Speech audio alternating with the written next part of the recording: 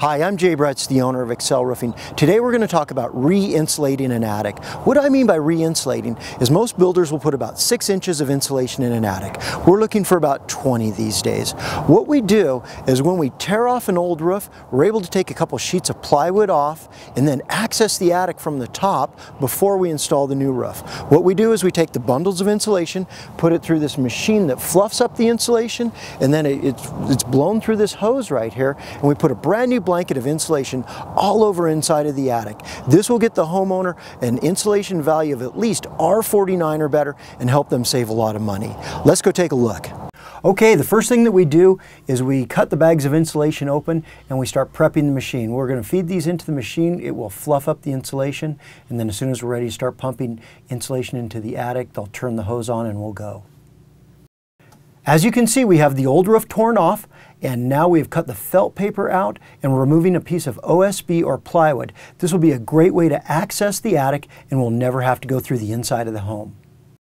As you can see, we have the attic opened up, and this provides a bunch of light inside of the attic. It really helps us out when we're working up there.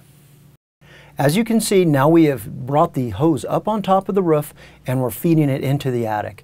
The real nice thing about this is we're not having to drag the hose through the home and then up into the attic access. We're able to do it all from up top. Makes for a very clean job. What we're doing right now is part of the attic prep still, but it's on the outside of the house. We're cutting in additional soffit vents. The soffit vents allow air to enter through the bottom of the house and then go out through the top. This ventilates the attic and keeps it cool.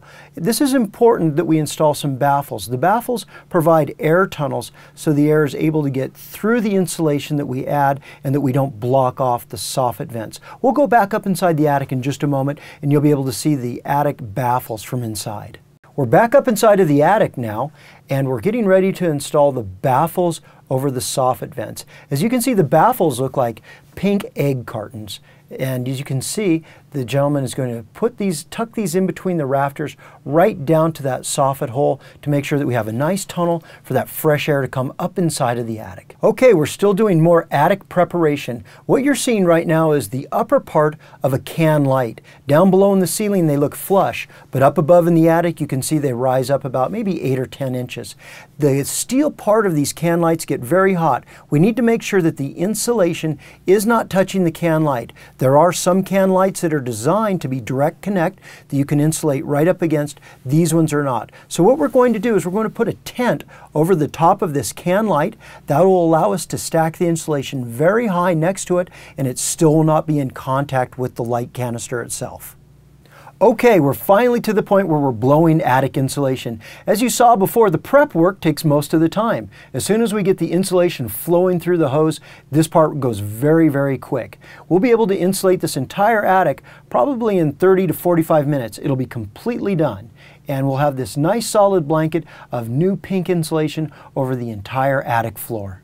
One of the reasons that Excel Roofing really likes attic cat insulation is the height that we install it to is the height that it'll remain. And what I mean by that is if we put in 20 inches, it's going to stay at 20 inches. Another popular type of attic insulation is cellulose or ground paper. What happens with cellulose over time is if we stack it to 20 inches, it'll shrink down to maybe 15. What happens when it shrinks down is it loses its R value. So where you might have put in R49 in the beginning, it might go down to R30. So the attic insulation, the type, the fiberglass is very important, and that's why we always use the attic cat. As you can see, we're finished with the insulation now, and we've stacked the new pink insulation to 20 inches. 20 inches of the attic cat insulation will give an R value of 49. If you live in a colder climate and you want to get a higher insulation value, we could easily go to R60 by adding another 3 or 4 inches of insulation. It depends upon where you're at. More could be better. Okay, we have completed the re-insulation of this attic. So what we're going to do is we're going to reinstall the sheet of OSB and close up the hole that we created in the top of the roof. We're going to felt paper over it, put new shingles on it, and it'll be like we were never there. The attic is insulated. We've never stepped foot inside of the home. The homeowners have a brand new roof on, and everything is complete. What a nice, clean, easy job. Now you've seen the process, how easy it is to re-insulate an attic. This homeowner is probably going to see a savings on their monthly utility bill between 30 to 40%. And also, even a better benefit, the house is going to be warmer during the winter time and cooler during the summer. Great option putting in new insulation in the attic. Thanks for watching. Take care.